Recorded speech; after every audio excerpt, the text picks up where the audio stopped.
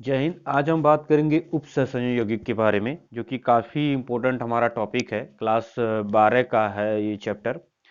कक्षा 12 वाले जितने भी विद्यार्थी हैं इस चैप्टर को आप बड़े ध्यान से पढ़िएगा, क्योंकि इससे लगभग 4 से 5 नंबर सिर्फ एक एक नंबर के आपके किसी भी कंपाउंड का नाम लिखने के लिए आता है।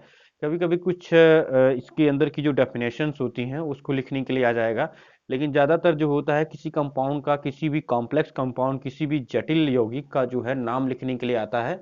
तो ये बहुत ही इंपॉर्टेंट टॉपिक है और इससे समझना भी काफ़ी आसान है। अगर आप किसी भी जब आपके बोर्ड एग्जाम में कोई भी टॉपिक या कोई भी यौगिक का नाम लिखने के लिए आएगा तो आप आसानी से इसका नाम लिख सकते हैं। बशर्ते इसको नाम लिखने की जो प्रक्रिया है कि आईयूपीएसी नेम हम किस तरह से लिखते हैं इसका, ये जटिल यौगिक का, तो आप आसानी से बिल्कुल तरीके से लिख सकते हैं। तो इस हमारे जो चैप्टर का नाम है उपसंयोजी यौगिक यानी कोऑर्डिनेशन कंपाउंड जिसको बोलते हैं। चैप्टर 9 है हमारा, केमिस्ट्री का चैप्टर 9 है और ये इनऑर्गेनिक केमिस्ट्री है। ठीक है, तो इसके बारे में हम जानते हैं। सर्वप्रथम आइए इसके परिचय वगैरह के बारे में डिस्कस करते हैं, इसकी जानकारी लेते हैं और लगभग 4 से 5 नंबर ये पूरे आपके सिलेबस से बन के आता है। इसको अगर कर लेते हैं तो आसानी से दिक्कत कोई नहीं आती है। तो आइए इस चैप्टर को हम लोग स्टार्ट करते हैं। इससे पहले अगर हम हमारे चैनल पे नए हैं तो चैनल को आप लोग सब्सक्राइब कर लीजिएगा, साथ में आपको बेल आइकन जरूर दबा लीजिएगा ताकि आने वाली वीडियो आपको मिलती रहें। ठीक है, चलिए स्टार्ट करते हैं। तो परिचय हम देख लेते हैं, परिचय क्या करता है यानी इंट्रोडक्शन इसका क्या कहता है कि संकुल यौगिकों या उपसंयोजक यौगिकों का निर्माण करना संक्रमण तत्वों का प्रथम कार्य होता है। जैसे जो संक्रमण तत्व होते हैं, अब ये संक्रमण तत्व क्या होते हैं, जैसे डी ऑर्बिटल के जितने भी, अगर आप डी कोष के जितने भी एलिमेंट हैं, जैसे अगर आप बात करें पीरियोडिक टेबल के डी ब्लॉक में अगर आप जाते हैं, जैसे S P D D block में जाते हैं तो वहां पे जो एलिमेंट होते हैं वो आपके संकरण एलिमेंट कहलाते हैं। अब संकरण एलिमेंट इसलिए कहलाते हैं क्योंकि वो किसी न किसी तत्व से या तो मिलके बने होते हैं, या तो संक्रमण की जो संकरण की मेन परिभाषा होती है कि उनका एक एक इलेक्ट्रॉन डी ऑर्बिटल में फुलफिल होता है। मतलब अगर आप उसका इलेक्ट्रॉनिक विन्यास करेंगे तो एक एक इलेक्ट्रॉन क्या होता है उसकी डी ऑर्बिटल में जाके भरता है, यानी एक ही इलेक्ट्रॉन जाता है। इसी वजह से उसको हम संकरण एलिमेंट कहते हैं। ठीक है, इसलिए जब देखेंगे 21 22 23 24 25 26 27 यानी 30 तक जो है एलिमेंट होता है, एक एक करके इलेक्ट्रॉन बढ़ता है। और जेडन का जो 30 उसका परमाणु क्रमांक 30 होता है, तो उसके लास्ट कोष में ही 10 इलेक्ट्रॉन आपके फुलफिल होते हैं। क्योंकि आप सभी को पता है कि डी ऑर्बिटल में 10 इलेक्ट्रॉन रह सकते हैं, तो जो लास्ट वाला यानी जेडन जो होता है वही सिर्फ आपका जाता है और वही 10 इलेक्ट्रॉन उसी का सिर्फ फुलफिल होता है। तो जो संक्रमण एलिमेंट होते हैं उसी से ही आपका क्या बनता है, उसी का ही कॉम्प्लेक्स कंपाउंड बनता है। तो आप देखेंगे कि जितने भी आपके एलिमेंट, आप जैसे हमें एफ दिख रहे हैं, तो ये जितने भी आपके एलिमेंट दिखेंगे सभी में आपको जो है डी ऑर्बिटल वाले ही आपको एलिमेंट दिखेंगे इसमें। ठीक है, तो ये इसके परिचय हो जाता है और इनको किस तरह से बनाया जाता है ये सारी डिटेल के बारे में हम समझेंगे। अब अगली हेडिंग है हमारी योगात्मक अथवा आणविक यौगिक। यानी योगात्मक और आणविक यौगिक क्या होता है, जिसका इंग्लिश होती है एडिशन एंड मॉलिक्यूलर कंपाउंड। इसके बारे में जानते हैं। दो या दो से अधिक सरल लवणों एक निश्चित अनुपात में घोलने पर प्राप्त यौगिक योगात्मक यौगिक कहलाता है। जब आप दो या दो से अधिक सरल लवण को, लवण क्या होता है, लवण आपको पता है कि जैसे क्षार और जब अम्ल एक दूसरे से क्रिया करते हैं तो पानी के अलावा जो कंपाउंड जो आपका प्रोडक्ट बनता है उसी को हम क्या कहते हैं, लवण कहते हैं। तो जब दो सरल लवणों को आपस में मिला दिया जाता है और उनको घोल के एक क्रिस्टली फॉर्म में कन्वर्ट कर दिया जाता है, तो इस तरह से जो आपको यौगिक मिलता है उसको हम क्या कहते हैं, उसी को हम क्या कहेंगे, योगात्मक अथवा आणविक यौगिक कहा जाता है। ठीक है, समझ आ गया। जैसे मान लीजिए यहाँ पे मैंने एक एग्जांपल लिख रहा है अमोनियम फेरस सल्फेट। तो अभी देखिए FeSO4 ये एक्वा फॉर्म में है। एक्वा का मतलब ये जली विलयन में डूबा हुआ है, प्लस NH4 का हो twice into SO4 plus 6H2। तो ये सारे जो है एक्वा एक्वा फॉर्म में आपका दिया हुआ है। मतलब ये समझना है कि ये एक पानी वाला है, पानी में ये जली विलयन है। अब इनको जब आप घोल देते हैं किसी जल में तो आपको पता चलेगा कि आपको मिल गया FeSO4 इंटू NH4 का whole twice SO4 into 6H2। तो ये आपका फेरस अमोनियम सल्फेट आपको मिल जाता है। ये पूरा जो सूत्र होता है ये आपका फेरस अमोनियम सल्फेट होता है, क्योंकि ये एक कॉम्प्लेक्स कंपाउंड है, एक जटिल यौगिक है। आगे चल के हम इसका प्रैक्टिकल भी मैंने आप सभी को बताया है। अगर वीडियो आपने देखा नहीं है तो आप प्लेलिस्ट में जाके केमिस्ट्री वाले चीज में, उसमें आप जो है इसका किस तरह से हम विश्लेषण करते हैं सारी चीजें मैंने बता रखा है, तो इसका आप जाके वहां पे कर सकते हैं। अब हम बात करते हैं, देखिए ये दो चीजों पे डिपेंड करता है, इसके दो भाग होते हैं, एक होता है द्विक लवण, एक होता है जटिल कंपाउंड। यानी एक होता है जटिल संकुल यौगिक, एक होता है द्विक लवण। तो द्विक लवण क्या होता है, यानी डबल साल्ट जिसे कहते हैं, वे आयनिक यौगिक जो ठोस अवस्था में स्थायी होते हैं तथा जल में अपने अस्तित्व को खो देते हैं। मतलब वे आयनिक यौगिक जो ठोस अवस्था में तो अपने स्टेट में बने रहते हैं, अपनी अवस्था में तो रहते हैं, लेकिन जैसे ही उनको जल में घोला जाता है तो अपनी अवस्था को वो खो देते हैं, मतलब उनका जो मेन जो अस्तित्व था वो खो देते हैं। ऐसे हम जो लवण होते हैं उनको हम द्विक लवण कहते हैं। अब यहाँ पे देखिए मैंने एक एग्जांपल भी लिख रखा है, FeSO4 इंटू NH4 का whole twice into SO4 into 6H2O। तो आप जब इसको पानी में घोलेंगे तो ये अपने अस्तित्व में खो जाएंगे, मतलब ये अपने आयनों में टूट जाएगा, क्योंकि पानी में जब भी ये घुलते हैं कोई भी कंपाउंड है, अगर उसको पानी में घोलेंगे तो अपने आयनों में टूटेगा। तो देखिए Fe जो है +2 में और NH4 +1 में और SO4 -2 में ये कन्वर्ट हो गया, यानी टूट जाता है, जिसकी वजह से इनका अस्तित्व क्या हो गया, इनका अस्तित्व ही मिट गया है, मतलब इनका अस्तित्व बिल्कुल स्पॉइल्ड हो गया, खत्म हो गया। अब हम बात करते हैं दूसरे वाले के बारे में, जैसे जटिल संकुल यौगिक, यानी इसको बोलते हैं कॉम्प्लेक्स कंपाउंड के बारे में बात करते हैं कि कॉम्प्लेक्स कंपाउंड क्या होता है, यानी जटिल यौगिक के बारे में जानकारी लेते हैं। वे जटिल यौगिक जो ठोस अवस्था में तथा विलयन में भी अपना अस्तित्व बनाए रखते हैं जटिल या संकुल आयन कहलाते हैं। ऐसे यौगिक को आपको समझ सकते हैं कि जैसे आप ठोस में तो उनका अस्तित्व बना ही रहता है, साथ में अगर जलीय विलयन में भी अगर वो घुल जाते हैं, घोलने पर भी वो अपना अस्तित्व नहीं खोते हैं, तो इस तरह का जो कंपाउंड होता है वो जटिल यौगिक कहलाते हैं। अब ये जटिल यौगिक क्या होते हैं, जैसे मैंने यहाँ पे लिखा है पोटेशियम फेरोसाइनाइड, जिसका सूत्र होता है K4FeCN6 होता है, तो इसका पूरा नाम है पोटेशियम फेरोसाइनाइड। जब इसको आप जल में घोल देते हैं तो जो कि अपने आयनों में टूट जाता है, ये जो टोटल आयन जो बनता है इसका नाम है फेरोसाइनाइड आयन बोलते हैं इसको, ठीक है। और ये आपका पोटेशियम आयन हो गया, ये आपका फेरोसाइनाइड आयन हो जाता है। तो ये जो आपका होता है -4, तो ये फेरोसाइनाइड आयन अपने आयनों में टूट जाता है, लेकिन इनका अस्तित्व गायब नहीं होता है, इनका अस्तित्व बना रहता है। तो इसका पूरा नाम है पोटेशियम फेरोसाइनाइड। और ये जो पानी में आप घोलते हैं तो साथ में ये इसका अस्तित्व बना रहता है। और ये उत्क्रमणीय क्रिया इसलिए लगी है क्योंकि अगर आप इनको थोड़ा सा हीट करके गर्म कर देते हैं तो ये क्रिस्टली फॉर्म में अपने आप में कन्वर्ट हो जाते हैं, ठीक है।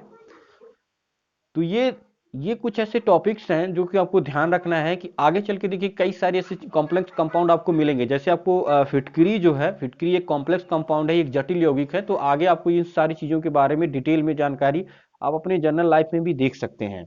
अब हम बात करते हैं उपसंयोजन क्षेत्र या मंडल। मतलब अब बात करते हैं जैसे कई सारे ऐसे जो जटिल यौगिक होते हैं उनका कई सारा क्षेत्र होता है, इस तरह से उनको हम पहचान सकते हैं कि आखिर ये इनको लिखा कैसे जाएगा, या इनके बारे में हम एक्स्ट्रा डिटेल जो अतिरिक्त जानकारी हो हम कैसे उसको ग्रैब कर सकते हैं, ले सकते हैं। तो बात करते हैं हम लोग उपसंयोजी क्षेत्र या मंडल के बारे में। मंडल मतलब इनका एरिया किस तरह से होता है।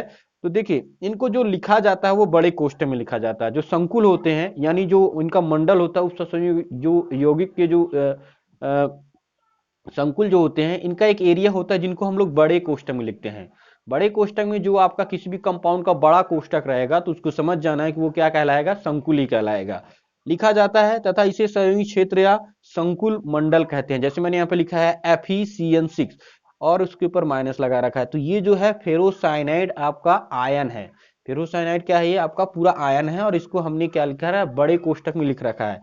तो जब भी आप को कोई भी इस तरह का कंपाउंड आपको मिलता है, सूत्र मिलता है, तो जो आपका बड़े कोष्ठक पर रहेगा आप समझ जाना कि वो एक संकुल है, और बाकी जो बड़े कोष्ठक के बाहर जो लिखा जाएगा उसको आप समझ जाना वो एक लिगैंड्स है। एक आप उसको ये भी समझ सकते हैं कि वो एक केंद्रीय धातु परमाणु है। और यहाँ पे देखिए निकिल टेट्रा कोबाल्ट, ये है कार्बोनिल, यानी टेट्रा कार्बोनिल निकिल है, इसको बोल सकते हैं, या निकिल टेट्रा कार्बोनिल बोल सकते हैं, क्योंकि हम CO को कार्बोनिल बोलते हैं और 4 भाग है तो टेट्रा हो गया, तो निकिल टेट्रा कार्बोनिल इसका नाम आप कह सकते हैं, ठीक है। ये बड़े कोष्ठक में लिखा है, तो एक तरह से आपको क्या है, ये उपसंयोजी क्षेत्र या मंडल के रूप में आते हैं, ठीक है। आई होप कि आपको यहाँ तक ये चीजें आपको समझ में आई होंगी कि ये आणविक क्या होता है, द्विक लवण क्या होता है, जटिल यौगिक क्या होता है, इसके बारे में पूरी डिटेल आपको समझ में आ गई होंगी, ठीक है।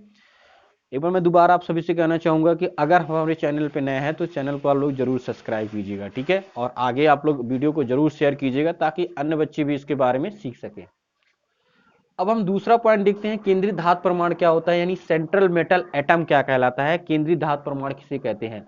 तो देखिए उपसहसंयोजी क्षेत्र का धातु परमाणु आयन जिसके चारों ओर निश्चित संख्या में आयन जुड़े होते हैं उसको हम क्या कहते हैं, केंद्रीय धातु परमाणु कहते हैं। मतलब कोई भी आपका परमाणु है, अगर उसके चारों ओर जो है केंद्रीय धातु परमाणु का आयन जो है जुड़ा रहता है, कोई आयन उसके चारों तरफ जुड़ा रहेगा तो समझ जाना कि वो केंद्रीय धातु परमाणु है।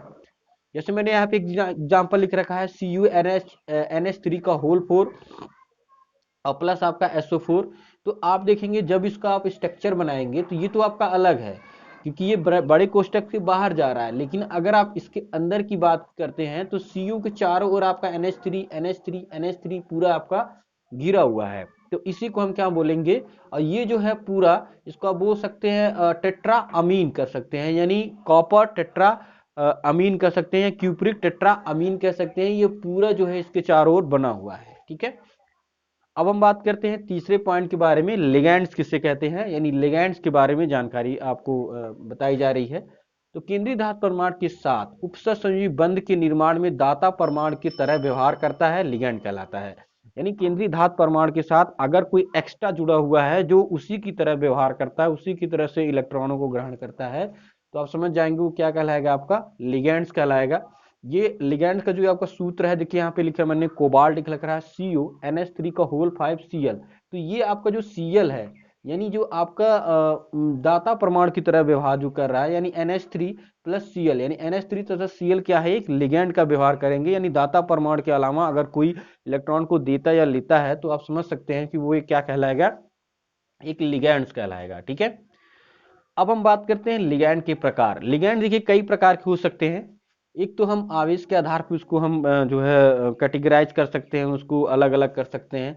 तो पहला है आपका ऋण आवेशित लिगैंड, जिसको Fe होगा, F है, Cl है, OH है, Br है, Cn है, जिसको आप बोलते हैं फ्लोरीन क्लोरीन। ये आपका अल्कोहलिक ग्रुप है, यानी हाइड्रोक्साइड ग्रुप है। Br यानी ब्रोमीन और Cn यानी साइनाइड। तो ये जितने भी हैं आपको आवेशित के रूप में, आवेशक जैसे चार्जेस के रूप में इसको हम अलग कर सकते हैं। उदासीन लिगैंड यानी COH2O, यानी कार्बोनिल और जो एक्वा होता है वो भी आपका उदासीन कैटेगरी में आता है। धनावेशित के बारे में बात कर लेते हैं तो NO+, ये NO+ जो होता है एक तरह से धनावेशित यानी एक लिगैंड्स की कैटेगरी में आते हैं। तो ये आवेश के रूप में आपको तीन तरह के लिगैंड मिलेंगे, एक ऋणावेशित, एक उदासीन, एक आपका धनावेशित। तो ये सारा चीज आपने देख लिया यहाँ पे। अब हम बात करते हैं कीलेट या संकुल, यानी कीलेट कॉम्प्लेक्स क्या कहलाते हैं, इसके बारे में जानेंगे। जब कोई बहुसंयोजी लिगैंड एक ही धातु परमाणु के साथ ज्यादा संयोजी बंध बनाता है तो चक्री संरचना बनती है। इस यौगिक को हम लोग कीलेट कहते हैं, ऐसे लिगैंड को कीलेट लिगैंड कहते हैं। जब कोई चक्री यौगिक में कोई भी एक बहुसंयोजी लिगैंड एक ही परमाणु के साथ ज्यादातर जो है एक संरचना बना जाता है और उसको हम चक्री संरचना के रूप में ले सकते हैं। एक ही लिगैंड है और सभी के साथ वो अपना जो है कॉम्प्लेक्स कंपाउंड बना रहा है, सभी के साथ जो है क्रिया कर रहा है, तो इस तरह का जो कंपाउंड बनता है उसको हम लोग कीलेट लिगैंड कहते हैं। जैसे यहाँ पे देखिए ये पूरा जो है इसका नाम है मिथिल कॉपरिक जो आयन होता है, यानी आप यहाँ पे देखेंगे इसके साथ भी जुड़ा हुआ है और साथ में यहाँ पे भी जुड़ा हुआ है। लेकिन ये पूरा जो है यहाँ पे जो कॉपर है, कॉपर के साथ जो बन रहा है पूरा लिगैंड और +2, तो ये जो आपकी संरचना बन रही है सभी के साथ जुड़ के बन रही है, तो इसको हम बोलेंगे कीलेट संकुल। ठीक है, कीलेट संकुल इसी हम बोलते हैं। अब कीलेट के गुण क्या होते हैं, कीलेट के कई तरह से गुण होते हैं, जैसे संयोजी लिगैंड की तुलना में कीलेट संकुल ज्यादा स्थायी होते हैं। कीलेट क्या होता है, कीलेट संयोजी लिगैंड के आधार पे कीलेट ज्यादातर स्थायी होता है, उसको ज्यादातर आप जो है किसी से रिप्लेस नहीं कर सकते हैं, हटा नहीं सकते हैं। तो जैसे मैंने यहाँ पे लिख रखा है COH2O+6। अब इसको जब EN से आप क्रिया कराएंगे तो ये जो EN है यानी जो आपका कीलेट होता है यानी CO, ये आपका रिप्लेस नहीं होता है, ज्यादातर अस्थायी होता है और आगे चल के आपका H2O बन जाता है। ठीक है, अगली बात करते हैं हम लोग 5वां नंबर का है, जिसका नाम है समन्वय संख्या। यानी 5वां जो है समन्वय संख्या यानी कोऑर्डिनेशन नंबर क्या कहलाता है। तो किसी संकुल या जटिल यौगिक में केंद्रीय धातु परमाणु लिगैंडों के साथ जितने उपसंयोजी बंधों के साथ जुड़ा रहता है उसी को हम कहते हैं समन्वय संख्या। किसी भी जटिल यौगिक में कीलेट या लिगैंड किसी के साथ जितने ज्यादा बंधों के साथ जुड़ा रहता है तो उस बंधों की संख्या को हम क्या कहेंगे, कीलेट समन्वय संख्या कहते हैं। ठीक है, ये तो था, आपने अभी अभी देखा कि उपसहसंयोजी यौगिक के बारे का जो हमारा पहला वीडियो है, इसके बारे में मैं आपको आयुपस्सी प्रणाली ला के बताऊंगा कि किस तरह से आप किसी उप यौगिक जो होता है उसका नामकरण कैसे कर सकते हैं। ठीक है, तो आप लोग इस सभी का स्क्रीनशॉट ले लीजिए। ठीक है, आगे हम नेक्स्ट वीडियो मिलेंगे और देखेंगे उप यौगिक की नेक्स्ट वीडियो, और उसके आईयूपीएससी नेम कैसे लिखा जाता है, क्या किया जाता है, सारी डिटेल के बारे में हम मिलते हैं। आज की बस इतना ही, अभी के लिए बस जय हिंद।